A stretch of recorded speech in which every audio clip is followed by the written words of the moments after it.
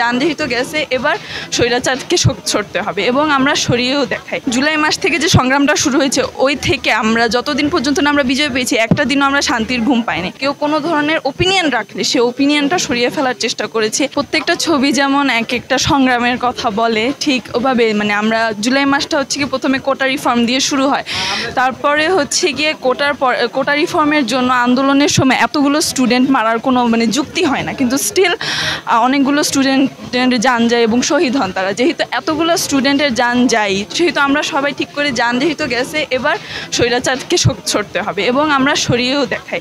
5ই August হচ্ছে কি আমাদের বিজয় হয়। এই যে পুরো জুলাই মাসটা হচ্ছে কি আমাদের যে সংগ্রাম হয়, আমাদের আবু সাইদ ভাইয়া, তারপর হচ্ছে কি মুগ্ধ ভাইয়া, তারপর যে ছোট্ট 6 বছরের শিশু রিয়া যে হত্যাটা হয়, যেটা কোনোভাবেই এক্সপ্লেনেবল না, বাট স্টিল হয়।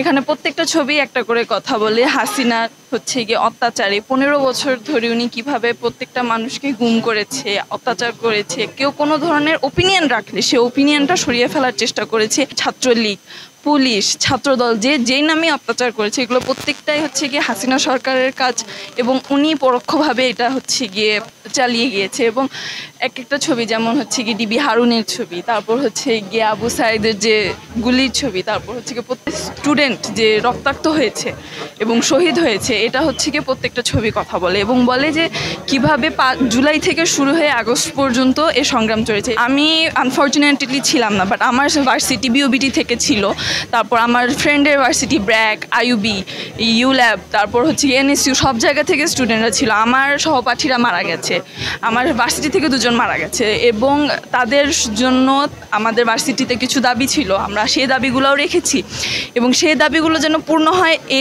এর দিকেও আমরা কাজ করেছি। এবং আমরা এটাও দাবি রেখেছি যে যতক্ষণ পর্যন্ত আপনারা আমাদের দাবি পূরণ না করবেন, ততক্ষণ পর্যন্ত আমরা ক্লাস করব না, এবং যতক্ষণ পর্যন্ত আমাদের ভার্সিটি সেই দাবিগুলো পূরণ করেনি আমরা ক্লাসে জয়েনও করিনি। এবং আমাদের ভার্সিটি কালকে সব দাবি পূরণ করার পর আমরা হচ্ছে গিয়ে সামনে ক্লাসে জয়েন করবো।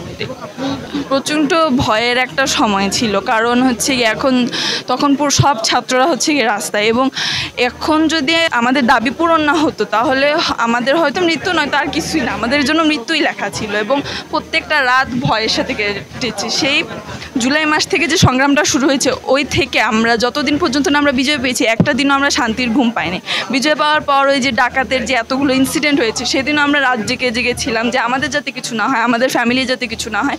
রাত জেগে জেগে পাহারা দেওয়া লাগছে, যেমন অনেক স্টুডেন্টরা মারা গেছে যাদের ফ্যামিলিকে সাপোর্টই দিত তারা। সো এই জন্য অনেক খারাপ লেগেছে। নতুন সরকারের কাছ থেকে যে প্রত্যাশা করি যে পূর্ববর্তী সরকার যে ভুলগুলো করেছে ওগুলো যাতে না করা হয়, সাধারণ জনগণের দাবি এবং বাজেট যেগুলো বানায় ওগুলো যেন সাধারণ জনগণের ইনকামের উপর মানে চিন্তা ভাবনা করে ওভাবে যেন বাজেট করা হয় এবং বাংলাদেশে যেন মানুষ স্বাধীনতার নিঃশ্বাস নিতে পারে, এটা যেন হয়।